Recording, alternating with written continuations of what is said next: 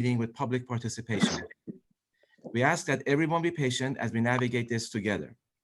We have two formats for the participation, the Zoom web application as well as teleconference.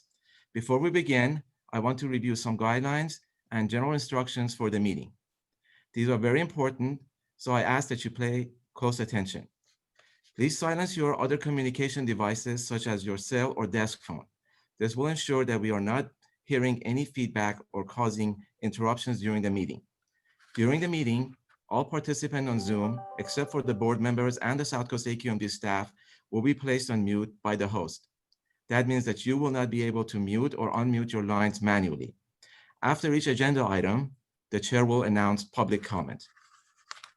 For those on Zoom, if you would like to make public comment on the Zoom screen, please click on the raised hand button. This will signal to the host that you would like to provide public comment and you will be added to the list. If you are using Zoom on your smartphone, please tap the raised hand button on the bottom of the screen. For those calling in using the phone line only, you can dial *9 on your keypad to signal that you would like to comment. Your name will be called when it's your turn to comment, and the host will unmute your line automatically. Please note, you can hang up or leave the Zoom meeting at any time. Please adhere to the speaker time limit. Please treat others with courtesy and civility, and respect the public meeting process. Rules prohibiting the use of signs or posters remain in effect for the video participation. Profanity, discriminatory comments, or obscene gestures is prohibited. Disorderly, unruly, or aggressive behavior that infringes upon the rights of others or disrupts the good working order of the meeting is also prohibited. Any violations of the above rules can result in your mic being muted, your video feed shut off, or you being dropped from the phone or Zoom meeting lines. Thank you, Mr. Chair. Thank you. And just before I call the meeting to order, I'd just like to recognize a special day today, Juneteenth, and recognizing that's a special day in our American history that we finally righted a wrong. And we continue to work on that and continue to do better. And I think we're doing better at our district every day. And I saw an email from staff in the last couple of days that talked about moving that ball even further forward. I appreciate that. I want to make sure that our staff knows that that's important, and it is, and we continue to do that. So thank you. And with that, we'll go ahead and take roll call and get into the meeting. Councilmember Benoit. Here. Senator Delgado. Here. Board Member Krakow. Here. Councilmember Mitchell. Here. Supervisor Perez. Here. Supervisor Rutherford. All right, very good. With that, we'll go ahead and get into the meeting. The first item is the informational update, and it's our main item for today, the Rule 1111. Susan, take it away. Good morning. So today I'm going to be providing to you an update, and we can go to the next slide. I'm on slide 2, an update on Rule 1111, the rule for gas furnaces for residential and commercial uses. The rule applies to manufacturers, distributors, sellers, and installers, and does not apply to the consumer. We treat it as if it's a consumer product, and so the requirements focus on the other parts of the supply chain. The rule was originally adopted in 1978 and established a NOx limit of 40 nanograms per joule. There's a typo here. It was in November 2009, not 2008, where we lowered the NOx limit to 14 nanograms per joule. Since that time, we have extended the compliance date by adding the option for manufacturers to pay a mitigation fee. And the overall compliance timeline has allowed manufacturers to almost a decade to produce the 14 nanogram per joule furnaces. The implementation is done based on the different types of furnaces. The first set of requirements was for condensing and non-condensing units, and that compliance date is October 1st, 2019. We'll be talking about today the status of that, as well as the next 2 deadlines that are coming up. Slide 3, please. So the last amendment to 1111 was in December, and this was to provide an exemption for the condensing and non-condensing furnaces that are located in high altitude areas over 4,200 feet. And the exemption ends on October 1st, 2020, and that will be one of the topics today. The board resolution when we, for these amendments, did direct staff to return back to the Stationary Source Committee. And so today we're providing you the update on not only the high altitude, but also the status of where manufacturers are on the weatherized furnaces, as well as the consideration of dual fuel heating systems with a 40 nanogram per joule. So that's the non-compliant furnace. And then updating on the implementation and status of issues associated with the 14 nanogram per joule furnaces. Slide 4, please. So throughout the rulemaking process and we've been in contact with manufacturers even outside of COVID-19, but with COVID-19, we have been talking to manufacturers in regards to not only the status of their manufacturing for the compliant units, but then some of the upcoming deadlines, and to understand if there's any impacts or interruptions. And all the manufacturers did report to us that they generally had a 2-week shutdown to incorporate social distancing in their operations. Some, if not most of the manufacturers did report that there's higher rates of absenteeism and lower production rates just because they're having to incorporate these different types of barriers and social distancing. So it's slowed down their production. There have been also some company policies in regards to travel restrictions, and that's impacted the testing of the high altitude furnaces, which we'll talk about. And then just lastly, there's been some impacts in regards to their decisions because of the economy and their business decisions in terms of moving forward with certain types of furnaces and in terms of manufacturing. Slide 5, please. So this just highlights the 4 main topics that we'll be discussing today. And I think we can just jump into the next slide. So in regards to the status of the 14 nanogram per joule furnaces, the deadline was October 1st, 2019. Really want to applaud all 7 manufacturers. All 7 manufacturers have compliant models. There's currently about almost 450 models that are available. There are about 500 certifications that we have. So it's showing that there's the possibility of an additional 50 models that could be commercialized. They've really done a lot of good work. It's like when we look at February 2019 to May of this year, it's like they've practically tripled the number of models that are available. And so they've done a lot of good work in that area. So early on during the initial implementation of the 14 nanogram per joule compliant furnaces, we did hear concerns about excessive noise issues. We have discussed this with the manufacturers, and we're not hearing that there have been issues that they have had, but they're either addressing them, they're working with installers, but all of these issues, they're being all addressed in terms of the additional noise issues. This is part of the learning curve in the installation. So we're not seeing anything new from what we've heard before. There was an initial report of overheating. It's the same issue that we've heard from back in 2019. We haven't heard any new issue in regards to the overheating of a furnace.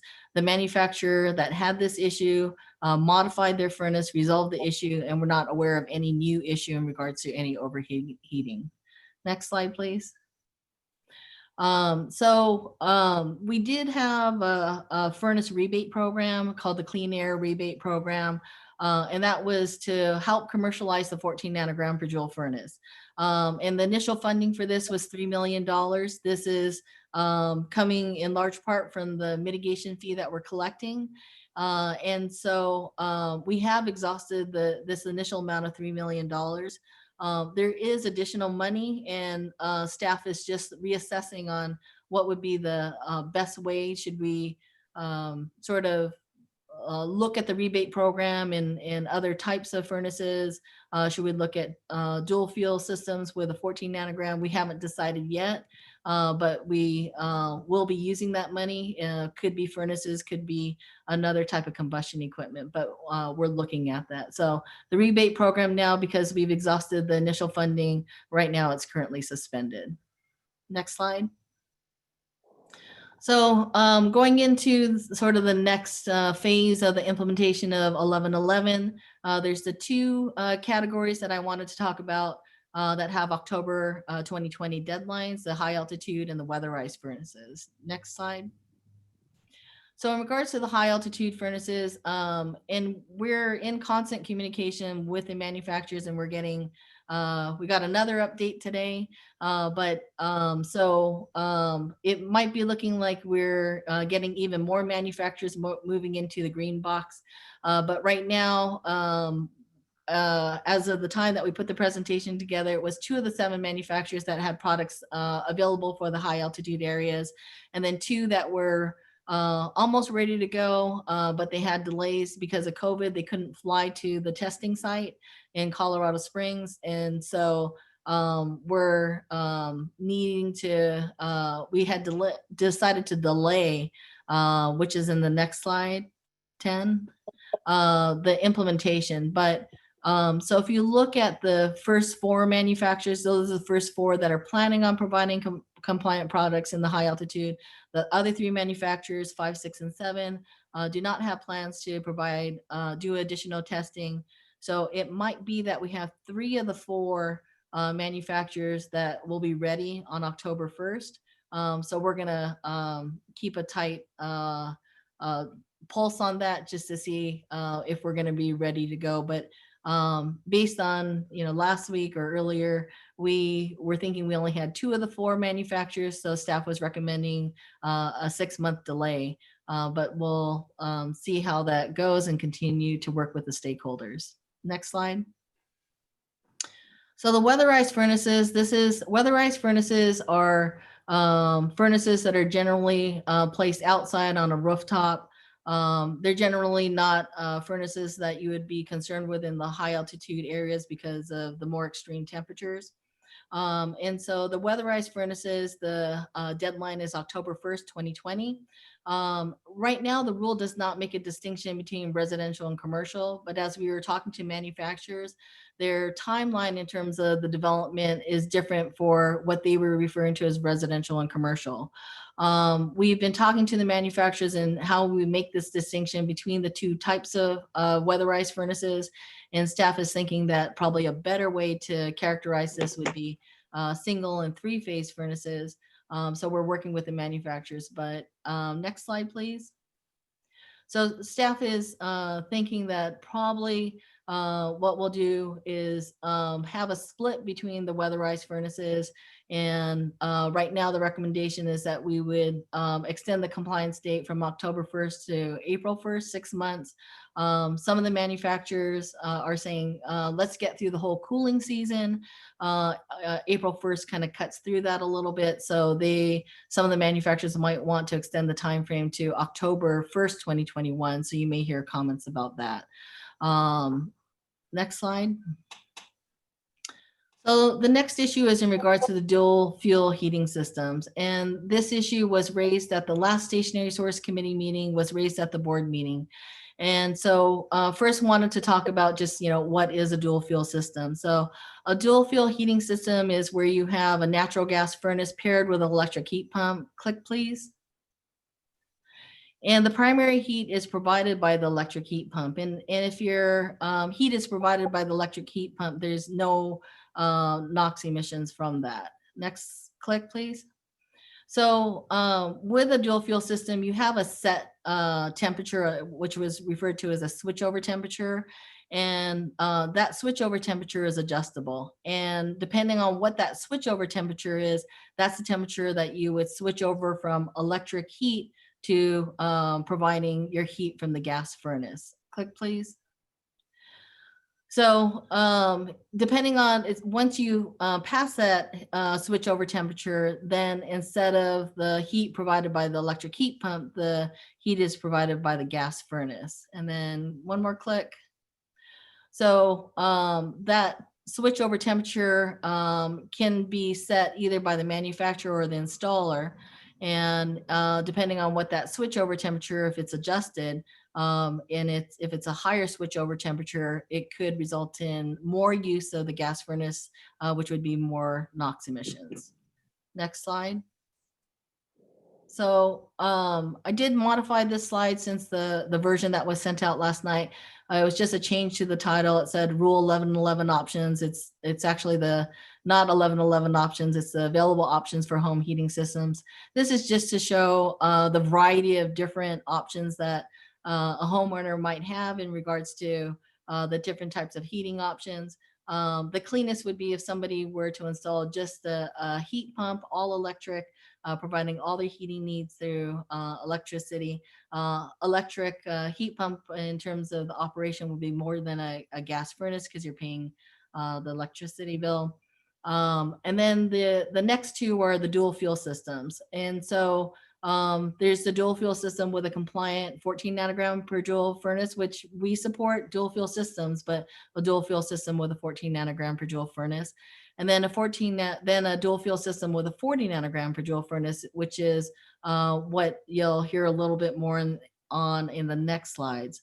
Rule 1111 does not specify, does not say, hey, you need to install dual fuel. The rule addresses the when you're installing a furnace, that the furnace needs to meet the 14 nanogram per joule limit. If someone is installing a furnace with a dual fuel, they would have to install a 14 nanogram per joule furnace with the dual fuel system. The standalone right now on 1111 is 14 nanograms, and the previous limit was the 40 nanograms per joule. Next slide. Like I said, it's like staff, supports the dual fuel heating systems. But we think the comparison shouldn't be a 40 nanogram per joule dual system to a 14 nanogram per joule standalone. All 7 manufacturers do have 14 nanogram per joule dual fuel systems that are available for sale. And if you were to compare a dual fuel system with a 14 to a dual fuel system with a 40 nanogram per joule furnace, you're talking about 65% lower emissions when the furnace is operating. Next slide. So you may have heard this in the previous stationary presentation about 6 months ago about a study by UC Davis from the Western Cooling Efficiency Center to analyze the NOx emissions from dual fuel systems in California. This study was funded by one of the 7 manufacturers of the furnaces, Trane Technologies. The study focused on comparing emissions between a standalone 40 nanogram per joule furnace, the dual fuel system using a non-compliant 40 nanogram per joule furnace, and a standalone 14 nanogram per joule furnace. So it didn't look at a dual fuel system with a 14 nanogram per joule furnace. Based on the study, they had a set point of outside temperature for the switchover temperature of 32 degrees. And the conclusion of the study was that most of the heat was provided by the electric heat pump. And therefore, the gas furnace would not operate in most areas of California, because in most areas of Southern California, we don't really hit that set point of 32 degrees. And since all the heating would be provided by the electric heat pump, then there'd be essentially no emissions from the furnace. Next slide. So we did have a working group meeting on June 10th, and there was a representative from UC Davis that was present. One of the comments that this gentleman had made was that he did agree that the lowest emission scenario is a dual fuel system with a 14 nanogram per joule furnace. However, that by allowing a 40 nanogram per joule furnace in a dual fuel system, it provides more options than just a standalone 14 nanogram per joule furnace in terms of compliance and selection by the consumer. Some of the manufacturers and installers made similar comments in regards to By allowing a 40 nanogram per joule dual system, it provides the consumers with additional choice at a competitive price point. And so we feel it's that we're looking at the dual fuel system with a 14. They want the dual fuel system with a 40 because they have more options available with the 40 nanogram per joule furnace. One stakeholder did comment that the dual fuel system is of any kind, it's cost prohibitive for most consumers. We did talk to manufacturers and installers. Most of them said in today with, prior to 1111 and the 14 nanogram per joule limit, that there are very little installations of dual fuel systems. Next slide. So in staff's responses, we wanted to highlight that although some manufacturers support the dual fuel system with a 40 nanogram per joule furnace to provide more consumer choices, other manufacturers are actually letting us know that, hey, we've made the investment. We have compliant models that are available. We have more compliant models that are coming up that are going to be commercialized. We've made this investment. Don't change now. We're concerned about our investment that we've made. We're concerned about that allowing the 40 nanogram per joule furnaces into the marketplace and the compliance and enforcement issues. So Rule 1111 doesn't prohibit anyone from installing a dual fuel system, provided that furnace in the dual fuel system is a 14 nanogram per joule furnace. And the graph to the right shows that the distribution by manufacturer of the 448 models that have been commercialized at or below 14 nanograms per joule. And so, some of the manufacturers or a manufacturer that may be on the lower end might be supporting that you have a dual fuel system with a 40 nanogram to provide more compliance options because they may not have as many models available as other manufacturers. And clearly some manufacturers are quicker to adopt the ultra low NOx technology than other manufacturers. Next slide. So we also wanted to highlight some other concerns that in terms of an emissions perspective, if you're looking at a dual fuel system 14 to 40, you get a 65% reduction. It's 65% less emissions associated with the 14 nanogram per joule furnace and a 40 if you're comparing apples to apples for a dual fuel system. If you believe the UC Davis study, then in the furnace wouldn't operate hardly at all. Someone can just install electric heat pump, and that would be actually the cleanest alternative. We are concerned that if you allow the 40 nanogram per joule furnaces into the marketplace, that really creates a compliance loophole. It creates a lot of compliance challenges for us to ensure that those 40 nanogram per joule furnaces that are coming into the basin are only for the dual fuel systems. And so we're concerned about how we would be able to enforce that. And then lastly, it's like this, although this is more of a consumer product rule, in terms of the supply chain, it goes from the manufacturer, distributor, installer, and we don't enforce on the end user. And our concern is that the end user could bypass the electric heat pump because the operation of the electric heat pump is more costly than the operation of the furnace. And there's no mechanism that we would have because we don't permit these units. Next slide. So in summary, we're ending the Clean Air Furnace Rebate Program for the condensing and non-condensing, but we're looking at other ways to use the money that we're collecting from the mitigation fee. We may continue with the rebate program, but for other types of furnaces, could be high efficiency, could be dual fuel with 14 nanograms. We're not sure. We'll look at that. We support dual fuel units with a compliant 14 nanogram per joule furnace. Our initial recommendations and staff is continuing to work with stakeholders, and as information we obtain and as it changes, some of these recommendations may change, but at this point, what we're recommending is that we delay the compliance date for the high altitude furnaces from October 1st to April 1st. We extend the mitigation fee for the weatherized furnaces from October 1st to April 1st. And instead of splitting it by commercial and residential, probably single and three-phase units. Based on this recommendation, the proposed amendments would delay 1.35 pounds of NOx per day, a very small amount, for 6 months. This is scheduled for a public hearing in September. We're trying to get these amendments to the board before the October 1st deadline, and we'll continue to work with stakeholders. And that concludes my presentation. Very good. Thank you, Susan. I appreciate the presentation. I've got a couple questions, but I'll go ahead and open up my colleagues first, and then we'll take public comment after that. But my colleagues have questions before the commenters. Go right ahead. I do have a question. So I've received a couple stakeholder questions on this rule, and frankly still am learning. It's fairly technical. Can you help me understand why compliance would be more difficult with the with the 40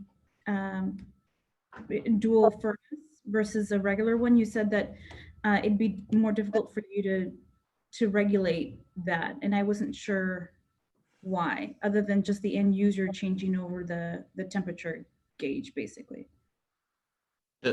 Susan, maybe I could take the first crack at this.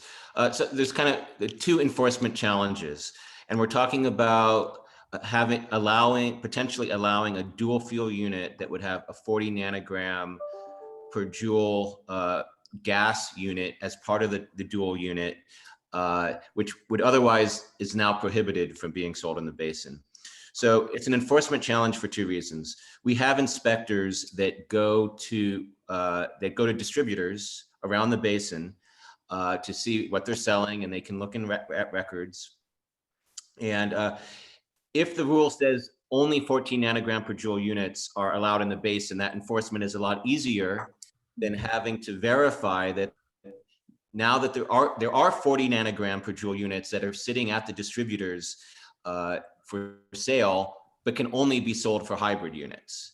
So you can imagine a distributor might have a whole set of 40 nanogram per joule units and tell us that they're only for hybrid systems, but we can't be there every day.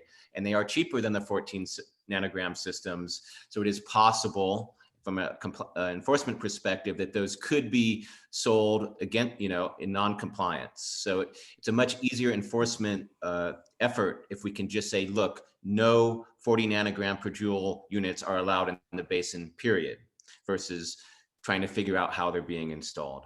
And then Susan mentioned the second issue, and you'll hear about this from some of the commenters, is these systems are complex, and they usually come with controls, like electronic controls with these different set points.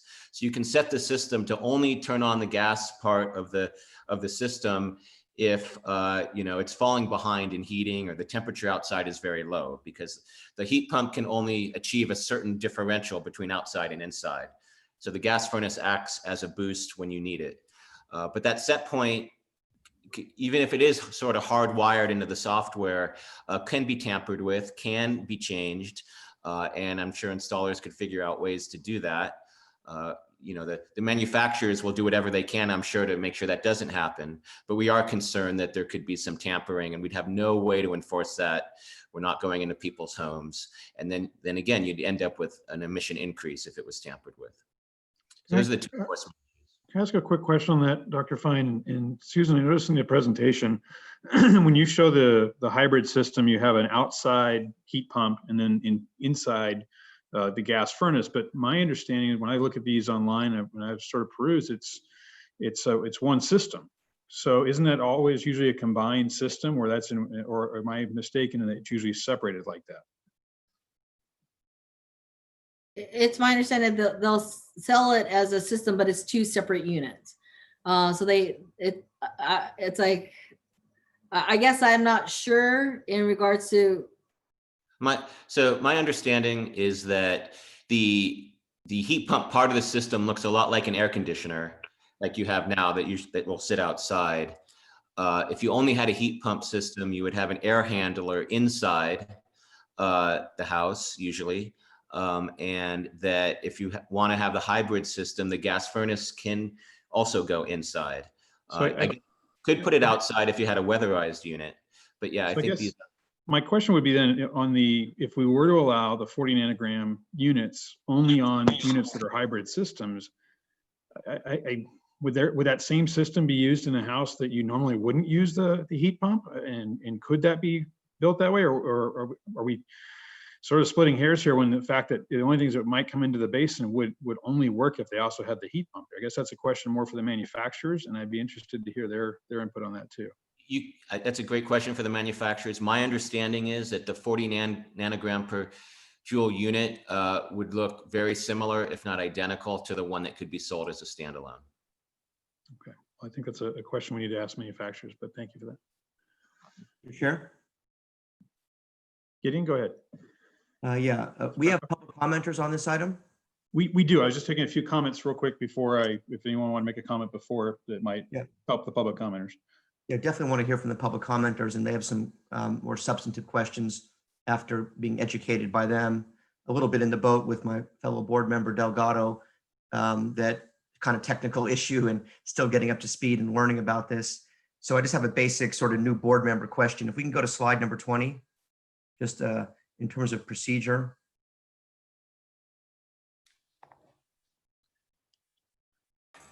And the question I have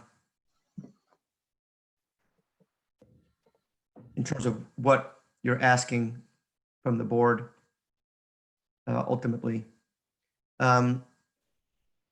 We've got the high altitude units talking about a compliance date delay. The weatherized furnaces talking potentially about the same. And then there's a mitigation fee period there.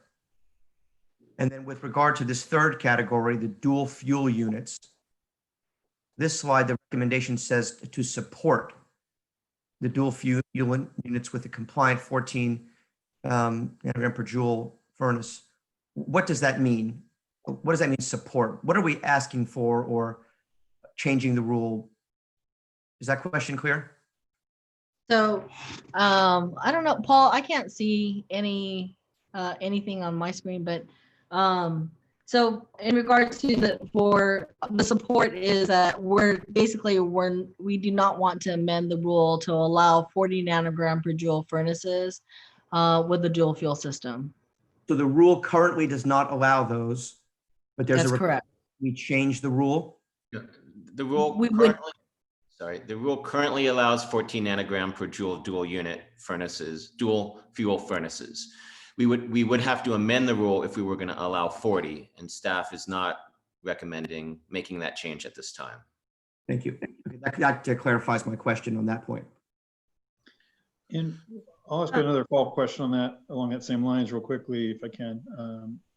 Just when we look at the study that was done, and Susan, I heard a phrase come from you that if you believe the study, I think there's maybe some concern that from AQMD that the study might have been done by a student or some otherwise was done. And I guess my question would be, when we've had some in past times where we've had questions on studies or questions about how it was done, would the district be open to if we were to look at these 40 nanogram hybrid systems and their actual output as far as everything else, and would the district be amenable to if we did a study in concert with and did that together, funded by the outside group, but that we were a little bit more in control of it and made sure it was a little bit more peer reviewed and those other things that we've done in the past when we've done that type of a review with someone outside? Would staff be amenable to all of that? And I think that would help maybe, again, some of the comments from our public commenters.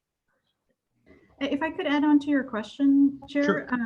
And if we could then investigate if the unit for the 40 could also be made so that it can't be separated from Sure. the electrical, because it sounds like those are the two main issues, right? Is one, understanding if really is it the electrical pump that's going to be used most of the time in California, and then how can staff inspectors make sure that we still don't have units out there that aren't supposed to be out there?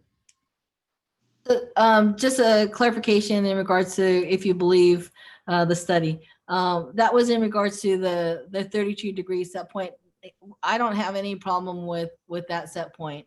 My remark was that if based on the study, maybe it's a better way to say it, based on the study, it's that you really wouldn't need the furnace because they would very rarely use the furnace if the set point is at 32 degrees. So, and if that's the case, then just install the heat pump. You don't need the 40 nanogram or the 14 nanogram. That's the first box in slide 14, that you would just do the heat pump, because the furnace, you could just provide all of your heating needs electrically if that was the set point at 32 degrees. So that was the only point there. Well, I guess the concern I would have with that, Susan, is yeah, I would agree with that as far as the amount of times you might use that system might be pretty low. But it's nice to have that opportunity when you do occasionally have, and this happens in the Coachella Valley, it happens in my area and some others, where you do occasionally get 4 or 5 nights in a row of sub 22, into the 20-degree temperature. We've even had almost a foot of snow here in Wildomar one time. It's pretty rare, but it does happen about every 2 to 3 years where we get these cold spells. And I think that would make some sense that be available. But then obviously you're using your heat pump the rest of the time and saving all those emissions, especially for folks that have maybe invested in solar. That works really well if you've invested in solar, but the cold days of winter here in Southern California, again, in my area, there's a few days of the year where you're not getting a lot of solar activity and you do need a little bit of a backup. So I think it's something worth looking into, and if we could look into that and work together, if the industry is willing to work on that too. I mean, I want to throw that out there as an option, and if industry says no, thank you, okay, and then we probably don't have much to talk about. So Mayor Benoit, this is Philip Fine. I think that's a good idea. I think we can continue to look into this with the manufacturers, and if we need another third-party study, I think that's fine. The other piece of it that I would like to include if we did this study would be looking at the cost, because the hybrid systems, as you heard from a stakeholder, can be quite a lot more expensive. They are low volume because of that, but we like them. They are overall lower emitting. So Susan mentioned the rebate program is suspended, at least to get just the standalone 14 nanogram per units commercialized, but you could envision a rebate program that offset the differential cost between a hybrid system with a 40 versus a hybrid system with a 14, and maybe even a little bit more to help encourage the hybrid systems overall. So if we could, if we did, as we continue to look into this, I would suggest we also look into the costs to the consumer, and if there were any incentive programs that would help get these units out there in a compliant fashion. Dr. Fine, can you also speak to the compliance middle dates with regards to EPA and what the impact of the study might do with regards to that? You're talking about our submitting this rule to EPA for approval? Yeah. Yeah, so I think you saw that there's a small amount of emission reductions foregone for 6 months in the current proposal. And again, we do want to move forward with those extensions now because that compliance date is upon us and coming up in October. If we continue to look at this and want to come back at a later time or come back with an incentive program, or if we have future rule amendments, we would have to go back to EPA for additional approval of this rule into the SIP. And the key date for EPA is 2022 and 2023. So any emission reductions foregone that affect the calendar year 2022 or 2023 have to undergo an additional analysis to ensure that we're not backsliding on our SIP obligations. So is that what you were asking, Wayne? Yeah, I just wanted to make clear that the timing wouldn't affect where we are with regards to the actual submittal. But I do think there could be a way with our rebate program and incentive programs and the mitigation funds that we've collected to come to a resolution of this issue. Thank you, Councilmember Mitchell. Then we'll go ahead and go to public comment. Yeah, I have a couple questions about just, is there, does the 40 nanogram furnace work a lot better than a 14 nanogram? What would be the advantage of going to 40 versus 14? So based on the manufacturers, it's about providing consumer choice. So some manufacturers have less models available in the 14 nanogram per joule. They've less that are commercialized. So by allowing the 40, they have a broader suite of compliant, of non-compliant 40 nanogram per joule furnaces. Isn't there a cost differential, Susan? And the cost differential is, Cost differential. So, you know, we've been working on this rule for 10 years. And one of the problems we've had is getting manufacturers to step up and start, you know, producing compliant furnaces. And I would be opposed to now adding in a 40 nanogram. It's not allowed now, right? That's correct. And this is a district that's non-attainment and needs NOx reductions. And I think if there's no real advantage, except for the manufacturers to go to 40 nanogram, I would not be recommending that or be willing to look at that. We need about 108 tons per day of NOx reductions. That is really challenging. And this is a small amount, but when we're looking at stationary sources, we're often looking at very small amounts. But every small amount, you know, helps add up to that reduction that we need. So I think, you know, the whole idea of this was, you know, somewhat technology forcing. Let's get to compliant furnaces that are low NOx for our region. And I'm afraid if we start introducing 40 nanogram, that is backsliding. That is a problem for me anyway, based on what we're trying to achieve in this district. So just want to put that out there. Thank you. Jared, before, I'd love to hear from the manufacturers, but before we do, I just want to clarify that the 40, this combo unit, the intention is that it doesn't actually increase emissions over the proposed one. So I think I just want to clarify that that's what we're all talking about, is one that if it's not really used but for a few days in California, it doesn't really, it's not a true emission increase. I just want to be sensitive to the fact that the reason manufacturers are probably bringing all these challenges up over the last decade is because at some point there's an end user. And that's when we're really going to hear about all the cost differential, all of that. So I just want to be sensitive to the fact that we're going to get to that stage. And so if there are questions, I'd rather vet them out now so that we do roll this out in a way that's successful and it works to meet our needs. So just wanted to clarify that we're not proposing, or I wasn't proposing a unit that would increase emissions, but give more flexibility to the end user. Gotcha. All right, I do see we have 17 commenters on the public side, so we'll go ahead and start taking comment. And if we could go ahead and, I think we need to set the timer for 2 minutes just because we have quite a few commenters, and I know we want to get back to some more discussion with our board too. Yeah, Mr. Chair. Yep. Before we start, I would, maybe this is something that can be looked at in the study that you mentioned, Mr. Chair. But we talked about cost. I'm still trying to understand how much do the dual units cost? And Member Delgado just mentioned this. What is the differential we're talking about in light of that total cost between the 40 and the 14? So we know what we're really talking about here in terms of incremental, unit cost between the two. So hopefully the folks who are testifying can touch on that for us. Very good. All right. With that, our first commenter is Pat Chin. Pat, go ahead. Good morning. My name is Patricia Chen with PC Law Group. And on behalf of Train Technologies, I would like to provide the following comments.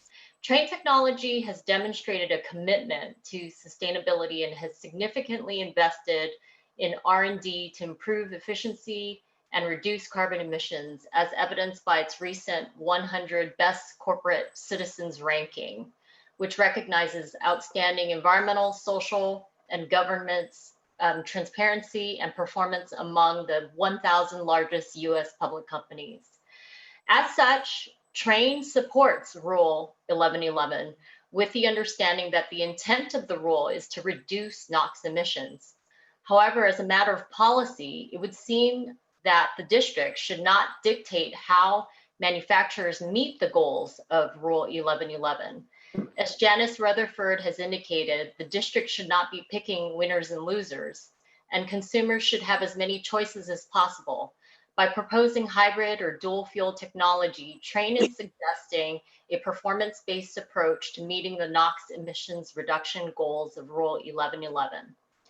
As Trane has demonstrated, and as confirmed by the UC Davis report, the hybrid technology actually beats ultra low NOx furnaces in NOx reductions and has the added benefit of also reducing carbon emissions.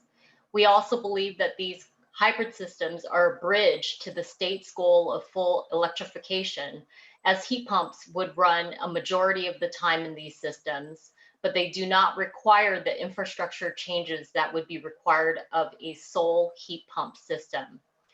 Trane is not suggesting that we abandon ultra low NOx furnaces. Indeed, Trane is continuing to develop ULN furnaces. And I would note that Trane is one of the few manufacturers that has invested. Thank you, Patricia, for your comments. You got cut off there at the end, and I'm just curious, what are those other investments you've made? If you could quickly wrap that up. I was saying that Trane is one of the few manufacturers that has invested in testing high altitude ULN furnaces. But we're hearing from Trane's customers that they would like the option of dual fuel systems, which are easy to install using proven technology. Staff has expressed concern that the hybrid systems could be tampered with to allow for different switchover temperature or increase the use of the furnace. Trane has discussed this issue with their dealers, and the dealer's first reaction is, why would we do that? It would be quite difficult to reprogram the system, and to what end? Furthermore, as will be discussed in more detail by Angus Lemon, with weatherized units and communicating systems, any adjustments would be impossible. Thank you for your comments. Next person, Laura Orozco.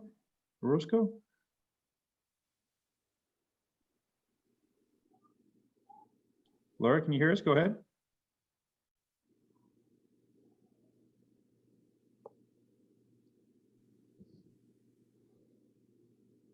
Laura, you should be able to unmute yourself at this point. If you can't, maybe try calling back in if you're having a problem unmuting. And I see that she's dropped off now, so maybe she's going to try to come back in. We'll go to the next speaker, Doug McLeish. Doug? I'm Doug McLeish. I'm with Johnson Controls. I'm going to kind of try to represent quickly the supply side of the equation. And I want to comment, Susan, you really become an expert on this. I'm proud of how you put that presentation together, all the questions you've handled this morning. I think there's a couple confusion. I think that I'll just throw this out. I think we're talking about, there's two issues here. One is on the package systems, which is the rooftop units, which should be more commercial. I think we need to spend more time talking about that. And I think then there's the issue we've been talking about, dual fuel, where you have your indoor unit and your outdoor unit. And that's where it seems like the majority of the conversation's gone. My two quick topics here that I want to address is, one is the industry definitely needs a 1-year extension for what Susan called the commercial. There's no way, with all these conversations going on today, the industry is going to be ready October 1st, and there's no way that would happen on April 1st of next year. And that option needs to include a 40 joules option on package units, which is a commercial application.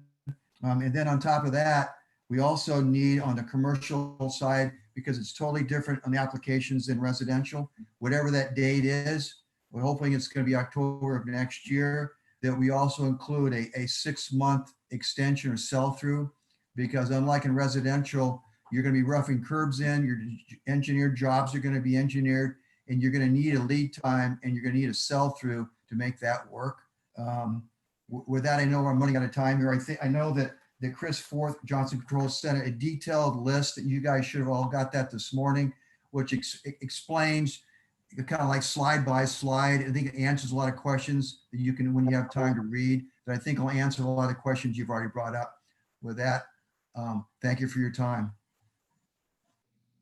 Thank you. And next up, I have Harvey Etter. Harvey? Hello, this is Harvey Eder. I'm speaking for myself and for the Public Solar Power Coalition. I wish I hadn't buzzed in so early so I could hurt everybody else. Big problems with this. We've been talking about this for 10 years, okay? CTB, Control Technology Guidelines, says we put in solar, okay? This is backsliding. You had it in the plan in the late 70s, 80s, and 90s. We cited this. We're litigating. This is the Solar New Deal in the 16 plan. We brought this up. You have not included solar.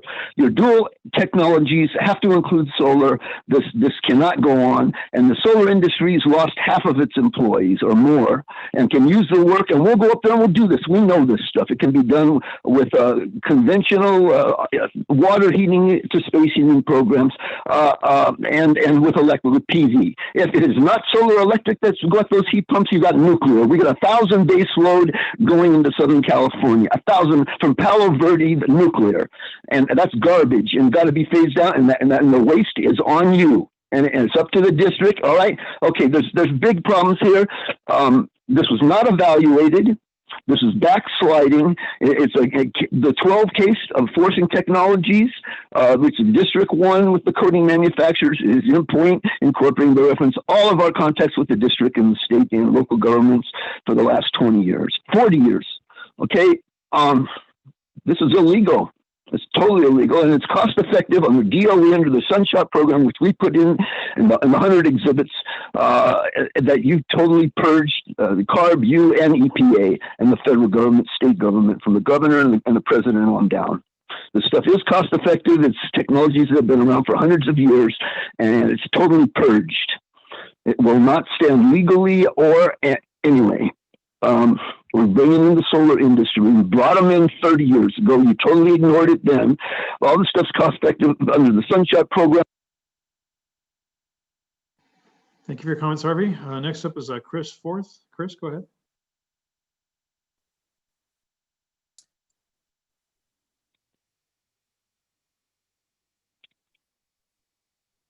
Chris, can you unmute at this point?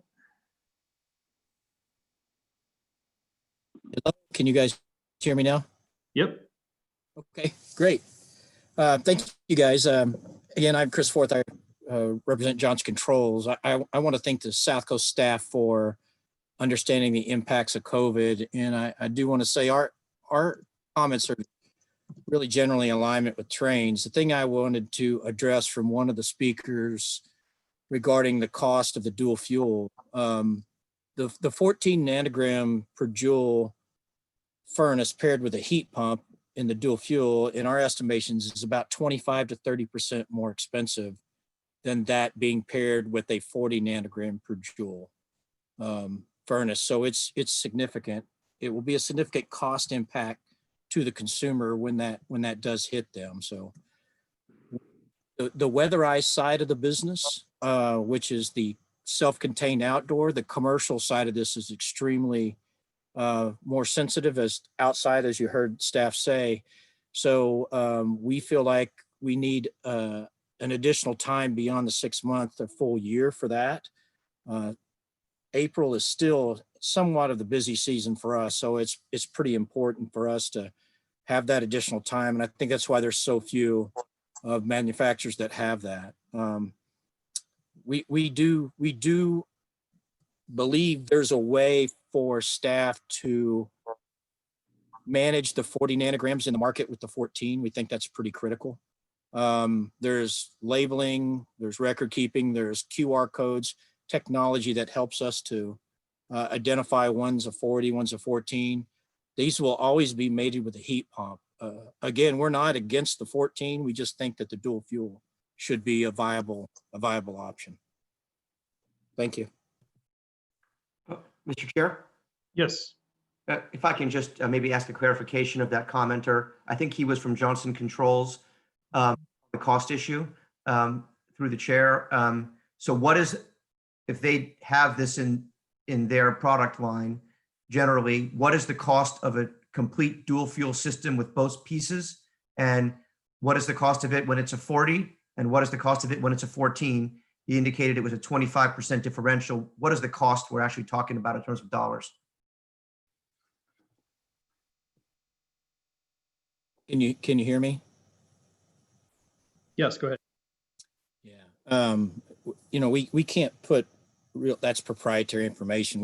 The best we can do per our legal team is just talk in those terms. But if you think about the 14 nanogram per joule furnaces have a completely different technology than the previous 40 nanograms. And every single OEM will, I think, agree that the cost for a 14 is much higher than a 40 in that range. So when you pair that up, just the technology driver to get from that 40 to 14 is the significant part of that. And that's why there's fewer consumer choices out there.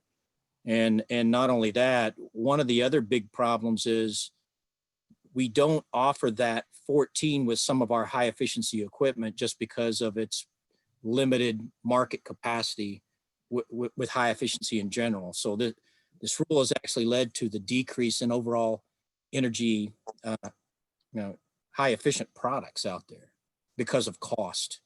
So, I mean, JCI would be willing to share some data on a, I'll call it confidential basis, but not in a public domain, setting like this.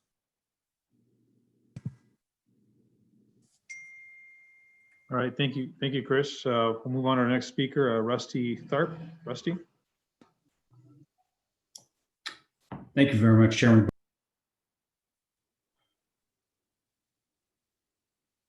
Rusty, we had you there for a second, then you broke off. Try again. There we go. Hear me now, please. Yep. Thank you.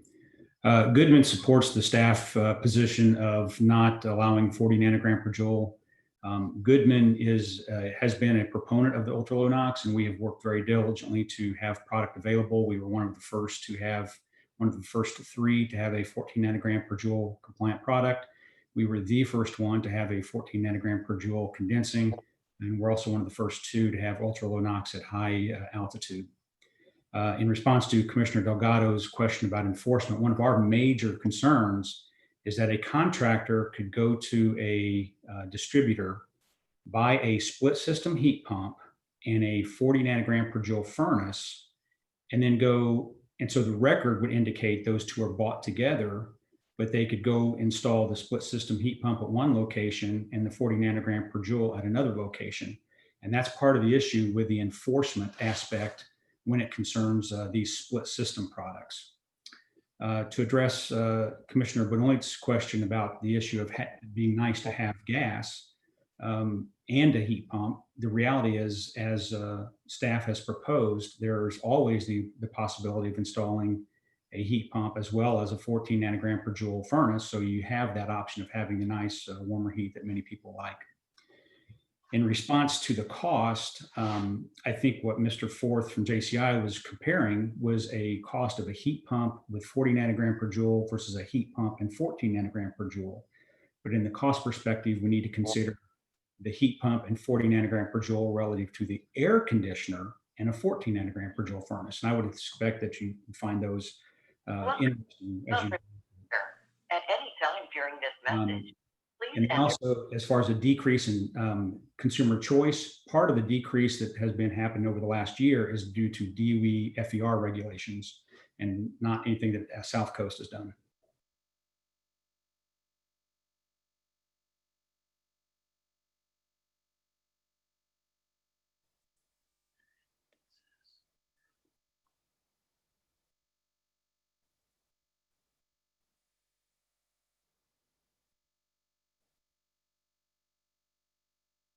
Vice Chair, were you speaking? Because I can't hear you. I'm sorry, I was muted.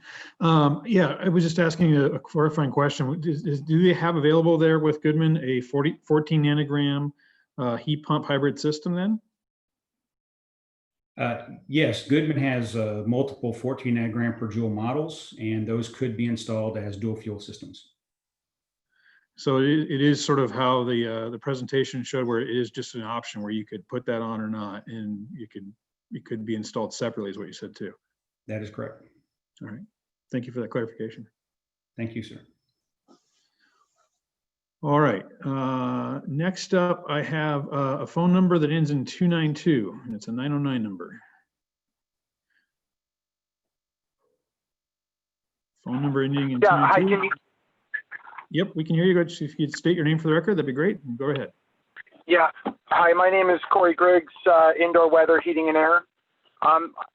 How's everybody? Thank you for having this meeting. I have a few comments. Number one, we're a contractor located at high altitude. And I have a couple of other contractors that are also listening and that are up here at high altitude. I don't know if anybody noticed, but it appears that up to about roughly 40% of the manufacturers are about ready to abandon even attempting to create a furnace that will work up here. And for me, that's a competition and consumer problem, and will limit our choices up here even further. And then as far as I'm aware, the two manufacturers that have produced furnaces at altitude, we don't have any real information on them at all as of now. And we would need to know what type of model lines we have available to us based on the fact that we live in a place where we need specific types of heaters. I do appreciate that the staff is recommending that the rollout be delayed for altitude to April. But I would like to make it clear that I think it would be an unacceptable situation if we had a scenario where a market is being cornered by one manufacturer or a few manufacturers and limiting the choice, and which eliminates the choice for the end consumer. As far as dual fuel systems go, there's a couple misunderstandings that I would say. First off, Susan pointed out that various manufacturers have made certain investments, but then again, I would like to point out in the coldest locations in the Southern California region where this law applies, we have 40% of the manufacturers who right now have told the AQMD that they're not going to invest further in Thank you for your comments. Your time expired, and but I do appreciate them and the concerning about limited choice up in the higher altitudes. Next speaker. Chair, if I might. Sure. So, new board member question. Still consider why are manufacturers not investing? Is it because of this rule or is it something else? I wasn't sure.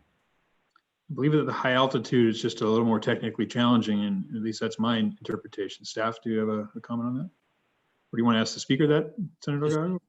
So I think Susan has some info on the 4 companies that are pursuing the high altitude certification and their market share. Susan, do you want to chime in?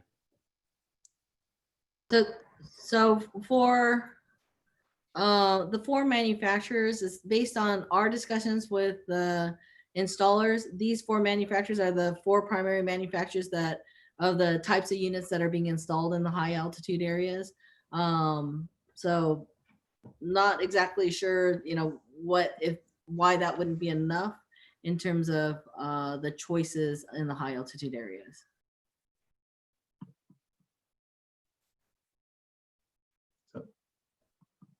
Any further questions? Do you mind if I respond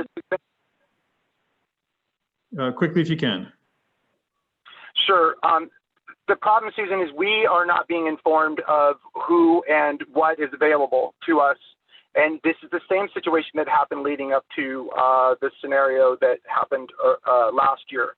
The manufacturers are keeping things tight to their chest for obvious reasons. But then we in the field have no ability to know what's going on or the ability to plan. And I would say that was probably what led to the problem in the first place. Thank you very much. Thank you.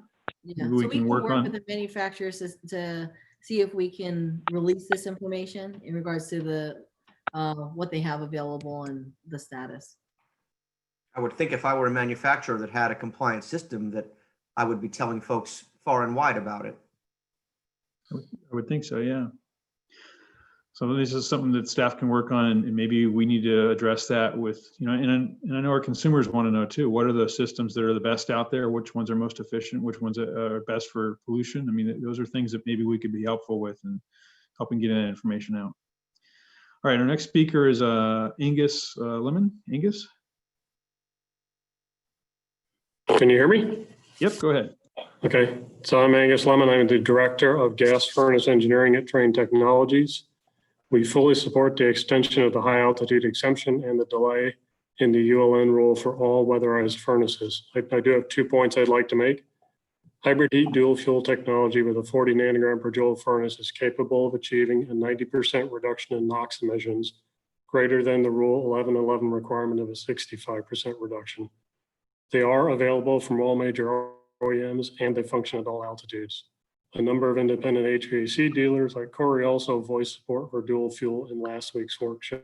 On slide 19, I believe one of staff's valid concerns is the customer overriding the switchover temperature and running only the furnace, thus defeating the NOx reduction benefits of a dual fuel system. Trane Technologies is building in anti-override measures, and all OEMs can do this. And weatherized dual fuel units will be constructed with fixed, non-adjustable switchover temperatures. So what you got is what you get. There's no changing it. And on our split communicating systems, so these are the smart, connected, high-efficiency systems that, like your smartphone, know where they're located. That system is located within the South Coast AQMD area. A predetermined, unchangeable switchover temperature is enforced. So these are 2 different ways, hardware and software, of avoiding a switchover point change, paired with a greater than required NOx reduction. Second point, on slide 6, staff mentioned that 448 ULN furnace models are available for sale. This sounds like a lot. It is not. AHRI data listed over 7,000 furnace models available prior to ULN. So we have limited South Coast customers to 7% of the options they had prior to ULN. We want all our customers to be able to choose a system that is comfortable and efficient for their home and budget. In closing, Trane Technologies fully supports the extension of the high altitude exemption and a delay in ULN for all weatherized furnaces. Thank you. Thank you. Next speaker is Cody Navani.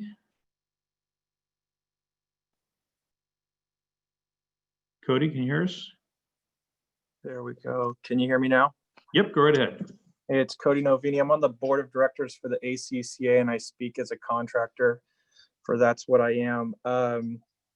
Many things. The manufacturers are saying that these noise problems and other malfunctions are, they've made progress and as if it's fixed. They've taken something that's very bad and made some progress, but they are very, very far from success. So I don't want those mentions or comments of, oh, it's not a problem anymore to actually be believed as that's true. I've reached out to about a dozen of my large competitors in Southern California since the past week and also since the beginning of this in October, and have a very long list of continued problems, even that I received this morning. So the problems are still there. There's a lot of malfunctioning components and issues. Most of it is sound with how these units function, but the manufacturers have been very fast to make product that meets the requirements. Doesn't mean that it's a good product. Some of these manufacturers that are speaking today are, you know, on the top of the consumer reports and well-known brands for quality, and some are on the bottom. So when you look at and listen to these comments, make sure to look up their credibility and who actually respects them first. But we only have 448 furnaces to pick from. I represent, and the companies that I emailed and have been discussing with over the past week, 2 weeks, we're the good companies doing things by the book, following the codes, doing it the right way. Our competition is half our price, doing lousy work, cutting corners, and their runtime is far more. So if I install a dual fuel system correctly, it's probably not going to have to run the gas heater much at all. It's nice to have that as a backup for some clients, but also the ability for these heaters to run much better than even a conforming furnace installed in.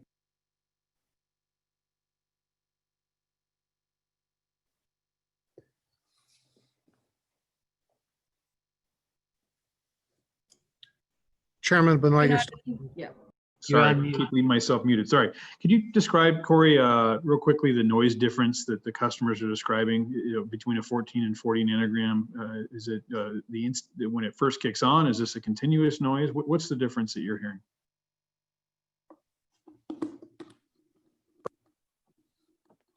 Can you hear me? Yep, go ahead. the sound is coming from multiple different components. A lot of them were vibrations, and most models that problem has been minimized. But the noise of the flames, the burner noise is very loud. Some manufacturers or some of my competitors out there are actually doing everything they can to make alterations to these systems to be quieter, and doing their best, but still the inducer draft motor makes a lot of noise. There are multiple reports of flame sensor issues. Most of it comes to the induced draft motor and the burner noise. Let's see, combustion noise is probably the biggest problem, and the gas pressure has to be adjusted on every install, and it's not, hey, here's where it needs to be. They're having to alter depending on each install. These aren't a refrigerator that you slide in and plug it in. These are custom built into every home, and a lot of our homes are very different from each other, so everything has to be changed. Does that answer your question? Or Yes, thank you very much for clarifying that. I appreciate it. Chairman, Yeah. Could he identify what models that he's complaining about, so that we understand? Is it all of them? Is it, yeah, certain ones? It's not one. Can you hear me? Yep. Sorry to interrupt. It's not one. Not only us, but competitors of ours. We've had to change out multiple parts and heaters. We've had to change out entire heaters. Some manufacturers are giving us a free upgrade to the next heater after we've already installed one, and can't, after attempt trying to fix that heater, and their tech support not being capable or as trained and experienced on these new types of heaters. Sometimes they're saying, hey, you know what, scrap that heater and put in this new one, giving us a different model that's not as loud. But homeowners want whisper quiet, and that's not something currently available in these types of systems.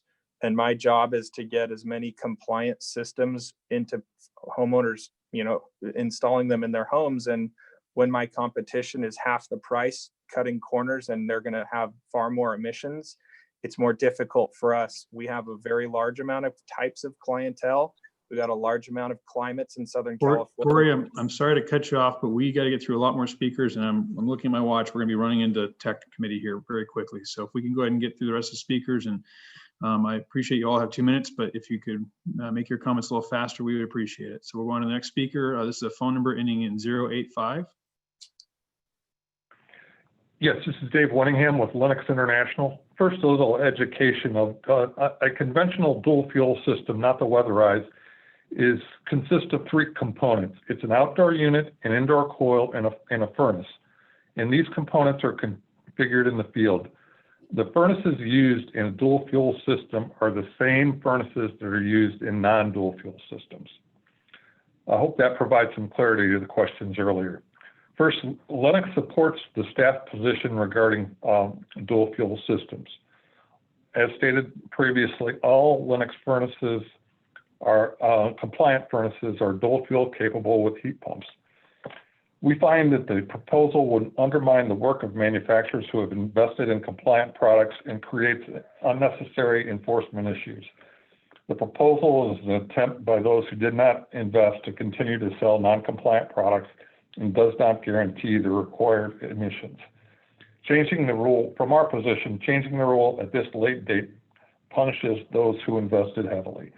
And as we continue to see expansion or growth within the ultra-low NOx products, manufacturers will continue to invest to both build economies of scale and make these products more affordable for consumers. Thank you. Thank you for your brief comments. Appreciate it. Next up is Nelson Ditcher. Nelson?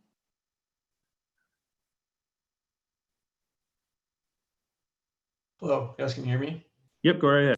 Yeah, my name is Nelson Deester. I'm a senior research and development engineer at the UC Davis Western Cooling Efficiency Center, and I conducted the study that has been mentioned several times today. First, I would like to address some the concerns that Commissioner Nakamura brought up, mostly about the set point. And that is that there's kind of 2 sides to the set point. There is the switchover temperature, but then there's also the indoor thermostat set point temperature. And so the switchover temperature is actually a non-standard way of controlling the heat pump. It was included in my study because it can be installed as an option, but requires additional sensors to be installed on the heat pump. Generally, you asked why have a furnace in a climate that doesn't go below 32 degrees very often, and the reason for that is that the furnace switches over to, or the heat pump switches over to the furnace not only when the switchover temperature is, the outdoor air temperature drops below the switchover temperature, but also when the heat pump is no longer able to keep up with the set point temperature inside the house. So it's there as a backup in order to keep the house from getting uncomfortably cold. And another comment I wanted to address was one from Commissioner Mitchell. She asked what the advantages of a 40 nanogram per joule dual fuel furnace is.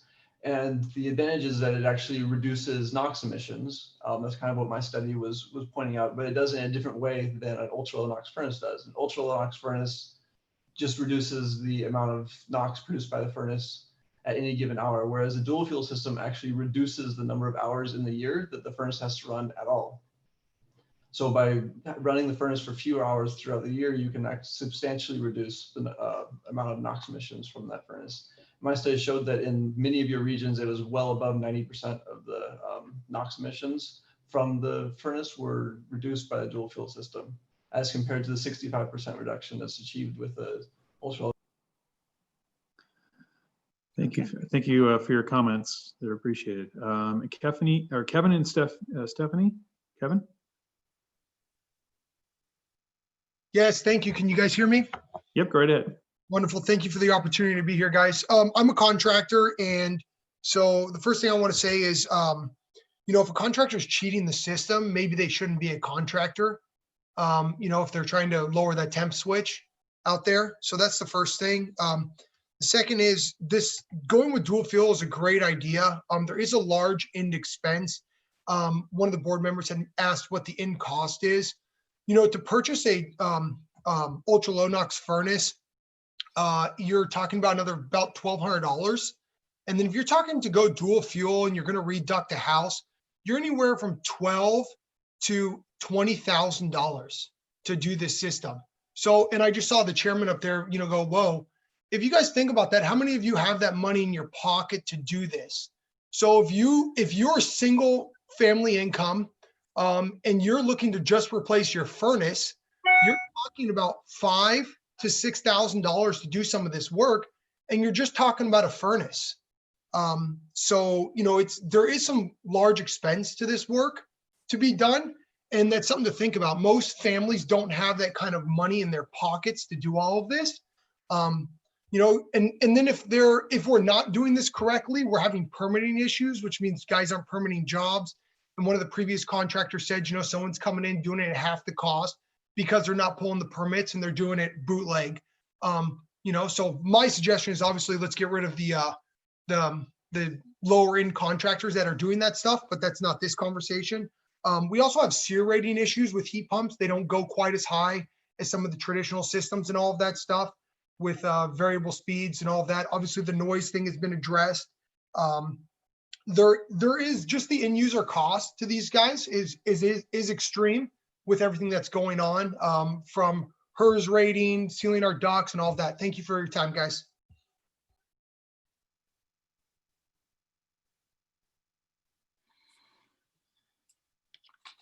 You're on mute again, Vice Chair. Sorry about that. Karen Myers. Hi, everyone. Karen Myers, Corporate Vice President of Government Affairs for Ring Manufacturing. Thank you for your time. I'm an industry veteran, been in the industry for over 30 years. And during one of those times, I served as the heating product manager. So I know a lot about heating and furnace technology in general. And in addition, Rheem also builds water heaters where there's ultra low NOx requirements under Rule 1121. So we know a lot about ultra low NOx technology. We were the first manufacturer to list a furnace under Rule 1111 with the district. But it's a different bird. Ultra low NOx technology is different than low NOx technology. It's significantly different, complete new burner designs and systems. And we are also very well aware of California's goal for complete electrification by by 2050, which we support as well. Allowing dual fuel systems with a 40 nanogram per joule furnace will lower NOx emissions by our studies by 96%. And so we believe the goal should be the goal. The goal is to reduce NOx emissions. This offers a very cost competitive way and gives a lot broader choice to consumers for furnace options. It uses standard burner technology. A 40 nanogram per joule furnace will use standard burner technology, not this different animal that we have with this ultra low NOx technology.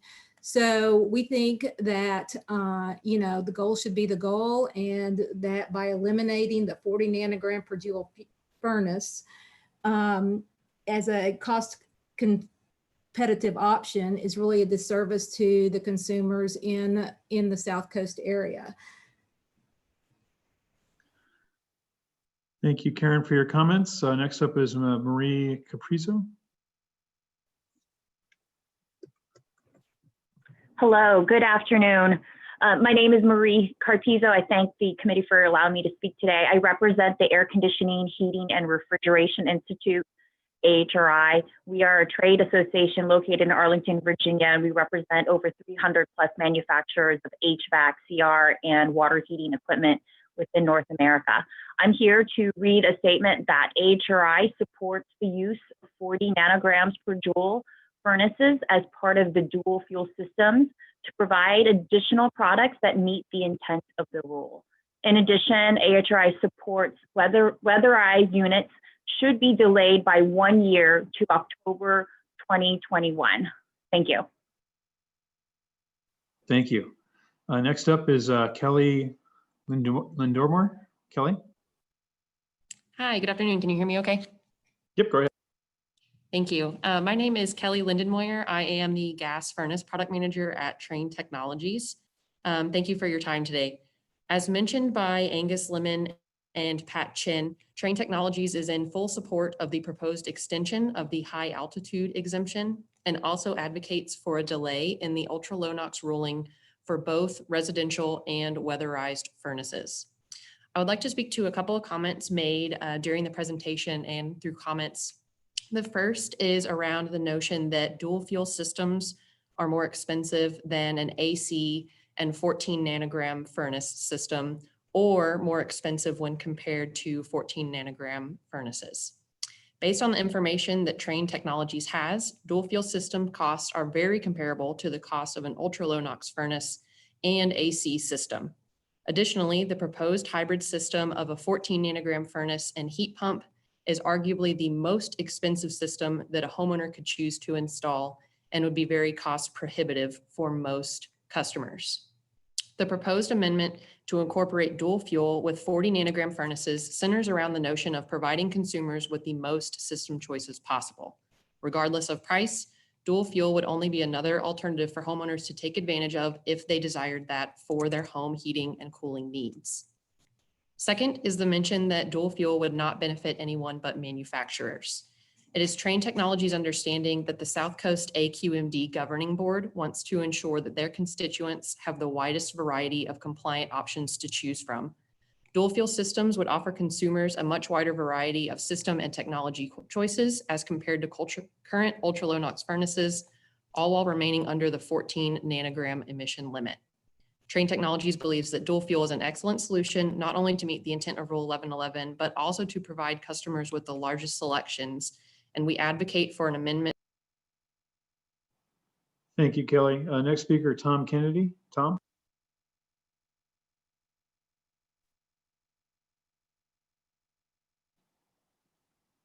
Tom, go ahead.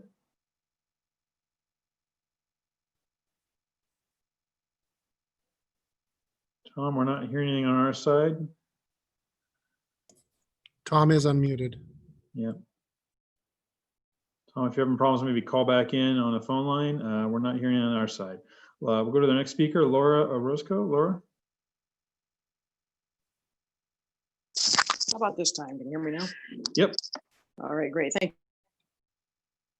you. Oh, we started to hear you and then you got muted again. Try one more time. There we go. There we go. Okay, good. Thank you for letting me speak again. I appreciate it. Wanted to speak to a couple things on the dual fuel. I think you want to make sure that you look at a split system separately than the weatherized systems, because a dual fuel weatherized system, a rooftop, is a different animal. It's no longer two different components that could be matched up. Now it's one complete system sold as one unit. So you need to make sure you take that into consideration when you're looking at dual fuel. On those, it's much less likely for anybody to tamper with the settings. The homeowner wouldn't be able to do that on a rooftop unit typically. Also, I wanted to address that we really would like from distribution. I'm with US Air Conditioning Distributors, and we employ about 400 people in California. And we have a struggle with trying to figure out how to manage the rooftop units without a sell-through period. We need a 90-day sell-through because we have to set curbs for these units, and we don't know exactly when the job is going to go. It's a different unit with a different curb, potentially, if we're before or after the cutoff deadline. So between COVID and everything else, the jobs are not predictable enough for us to be able to manage a hard cutoff date. So we need a sell-through period, and that's what that would be used for, is to manage navigating this obstacle and planning around it. It's not so easy to turn off the inventory flow for rooftop units compared to furnaces. There's months of planning required to have the correct rooftop units in stock. Sometimes we have to deal with OSHPD products. A lot of jobs have a 6-month planning stage, so we need some time to work around that as well. And we think a 90-day sell-through would help us greatly with that. Not to mention, of course, that with all the COVID stuff that's going on, we're not really sure if the manufacturers are going to have the rooftop units ready on time. And we don't want to rush them because we don't want to have units that don't work properly or present a safety concern. We do support the dual fuel option, especially for rooftop units. An ultra low NOx rooftop unit would be extremely cost prohibitive. However, a standard 40 nanogram per joule option would be able to be produced quicker. It's easier for the manufacturers to. Thank you for your comments. And then Tom Kennedy, we'll try one more time. Tom. If we also go ahead and unmute Doug McLeish. Doug, you want to go ahead and get started and see if we hear from Tom in the meantime? Yeah, I just want to say real quickly on the dual fuel, you know, we're talking about the heating side, but the dual fuel option, if you take an example of a house in the desert right now, the energy pull is more on the outdoor unit, whether or not it's a heat pump or a condensing unit. And what's happened with the 14 joule furnaces, you've eliminated a lot of those outdoor options. In bringing back an option, including a dual fuel, you're opening that back up again with a 40 joules furnace and those outdoor options for your a lot higher efficiency condensing units, because most of the manufacturers do not have that indoor fan coil that furnace that matches up with a variety of outdoor units like we previously had. So your power draw, using the desert for an example, is going to be a lot higher because you don't have that dual fuel option with a 40 joule furnace. So I just wanted to throw that out, and thank you for the additional time. Thank you. All right. Next speaker is Bruce Furman. Bruce. How about that? Can you hear me now? Yep, go ahead. Okay, great. Thank you very much. I'm with US Air Conditioning Distributors.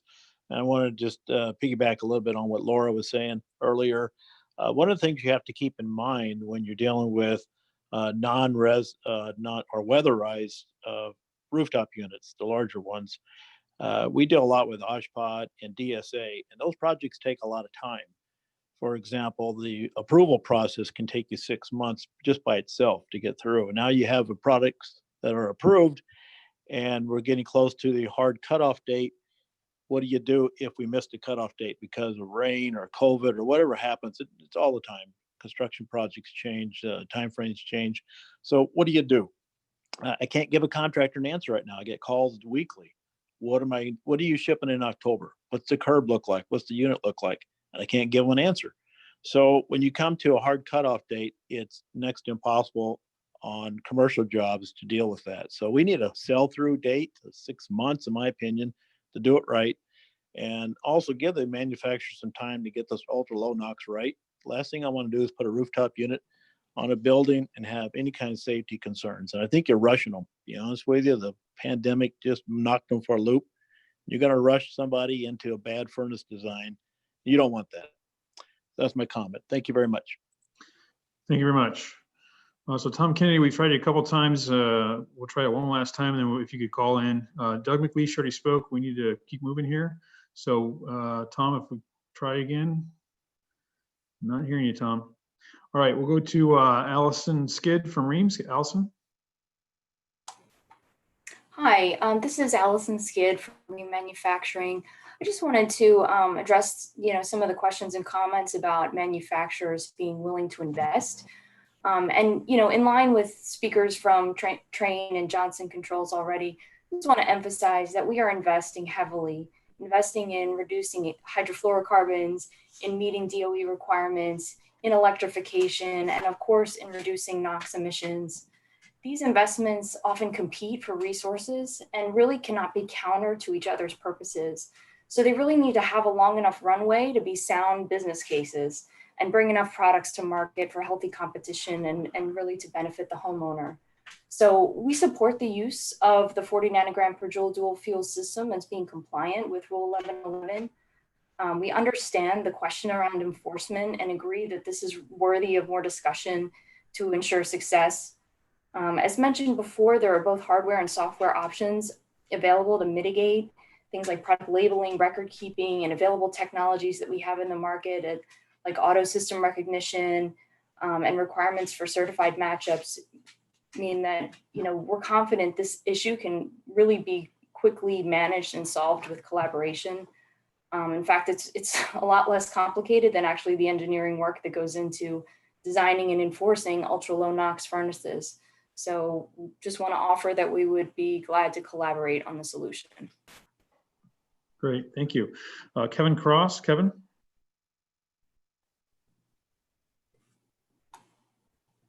Sorry, I think I'm through now, right? Yep, go ahead.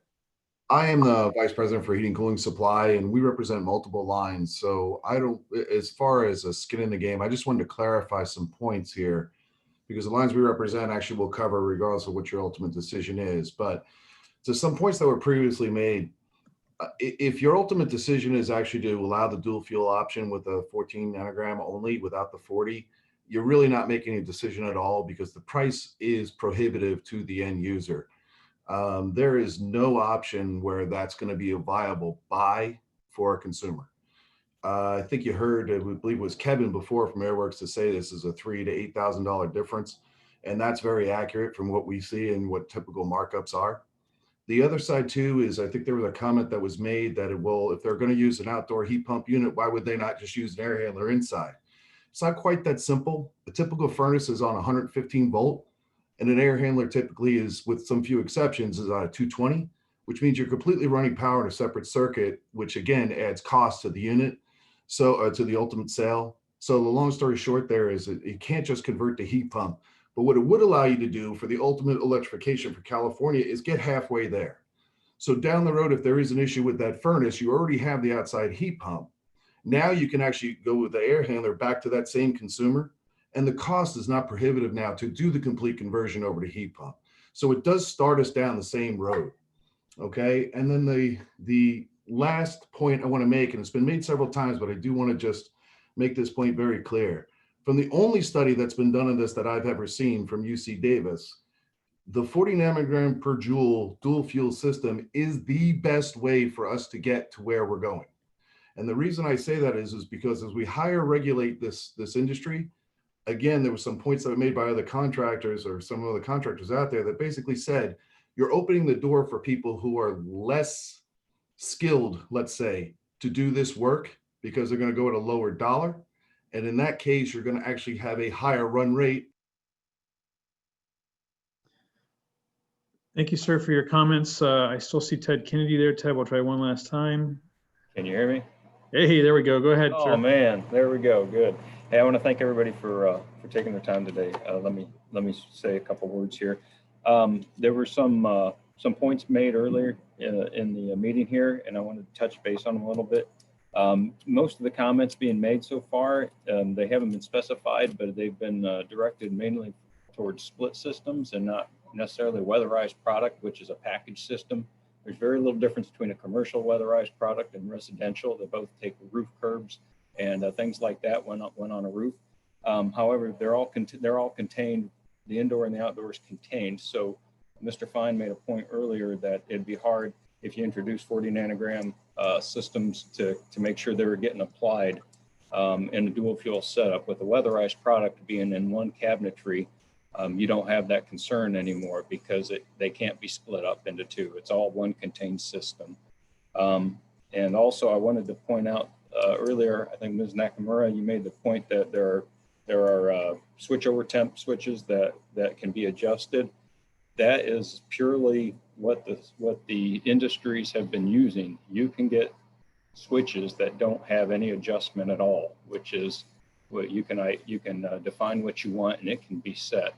Also on the split systems, if you have the smart controls and smart products, they actually can identify which indoor unit is hooked up to it and which outdoor unit's hooked up to it. And then that software can be built into the control where it can't be tampered with also. So I just wanted to make those points and make sure that we were all understanding of the same thing. I appreciate your time. Thank you. Very good. Glad we got you working there. Okay. We are over time, and so we are running into the technology source meeting. What I would ask, I've already asked staff via text if we could maybe have another meeting in August to discuss this before it goes to the full board. If my panel is okay with that, we can go and do that. We could take some quick questions and comments and ask staff what are the things we'd like to talk about at that future meeting, but I get in trouble from the chair if I don't move us along very quickly at this point.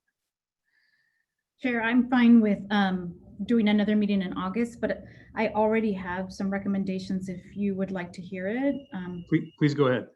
Okay, so for this rule, and a disclaimer, I am a real estate developer, so I resonate with a lot of the topics that were brought in today, but I do recommend staff's recommendation for the extension in the high altitude areas at the duration that they've recommended. I do want to thank staff for all the diligent work and all the manufacturers who've done everything. I do recommend that we include the 40 nanograms per joule dual fuel systems as long as they meet the NOx emission standard set in Rule 111 with the clarification that for split systems, they include an anti-override technology and also the provision that if you install the 40 nanogram per joule system on its own, that would lead to a citation that the rule would then specify.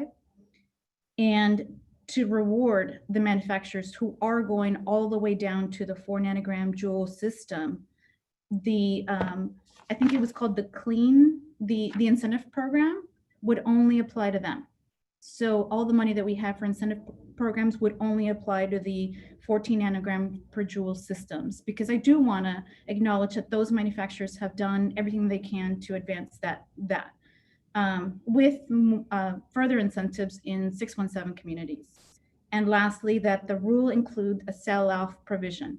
And the reason I really resonate with that is, for example, I have projects that I already purchased this type of equipment, but they're delayed for whatever reason because of COVID-19. So that equipment is sitting in a warehouse.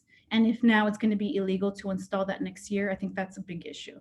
So I just wanted the rule to clarify what is possible. And I don't, it sounds like that's not specified. So that's a lot, I know, but I wanted to have staff be able to anticipate kind of where my mind was on it. So those are just my notes. I hope they made sense, but that's all my comments.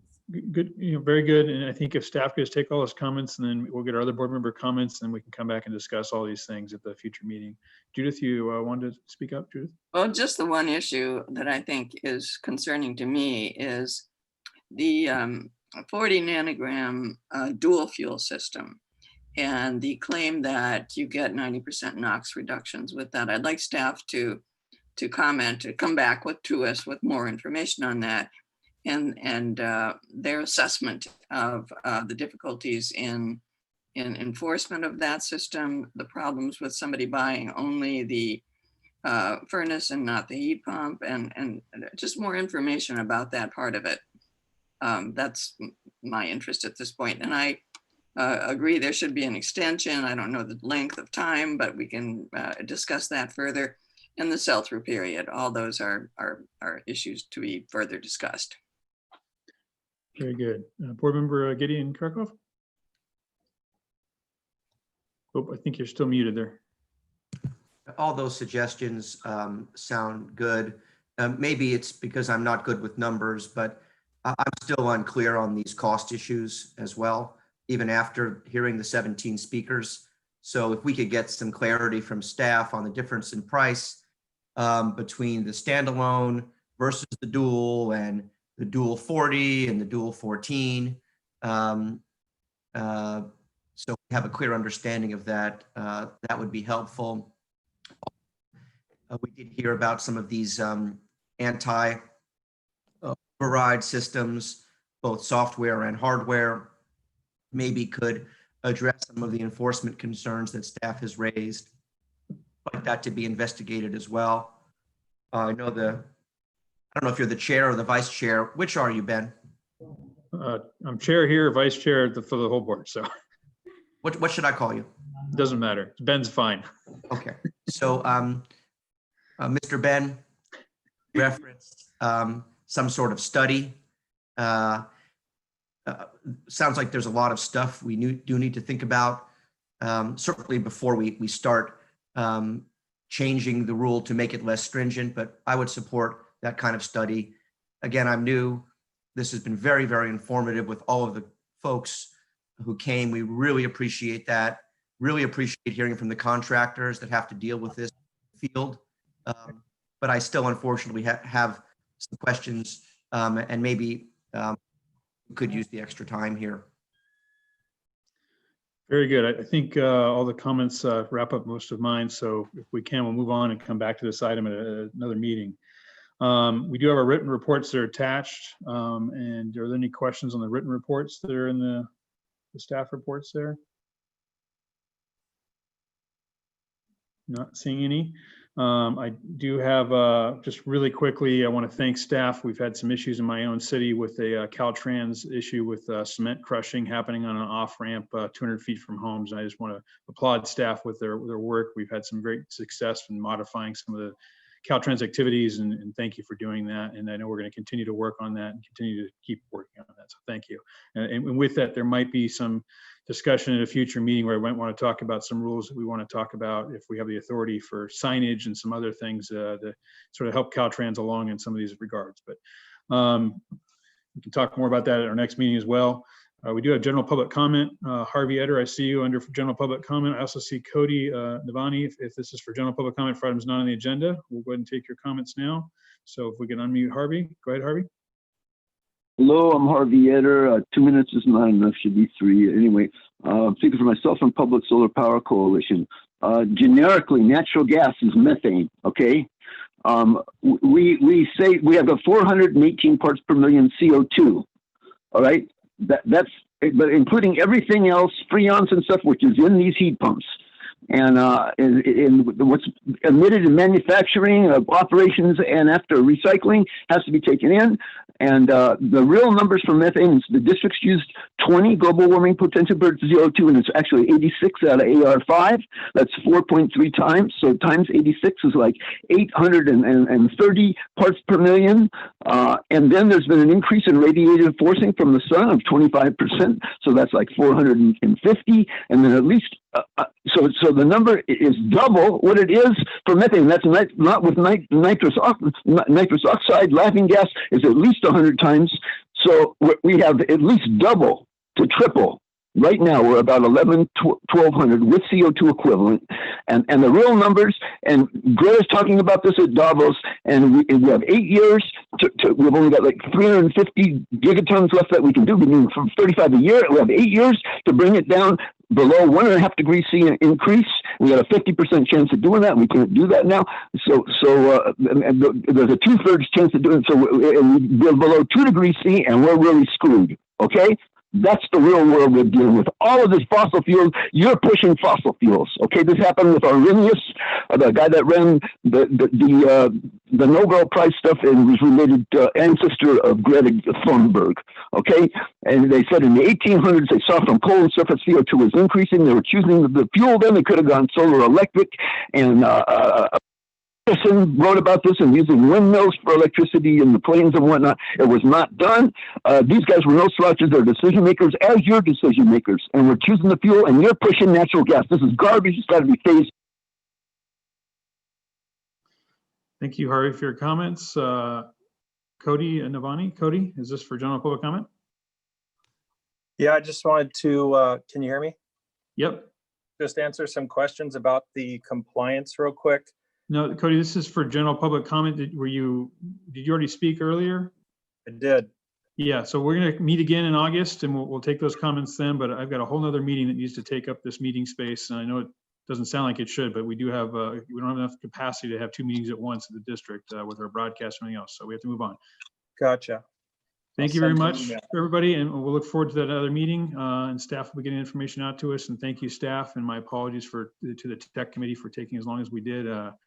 But it was a lot of good information, and thank you all for all your hard work, and especially Susan for all your investment and time on this. Thank you. Thank you, Vice Chair. Thank you, everyone. All right, with that, we'll adjourn. Thank you.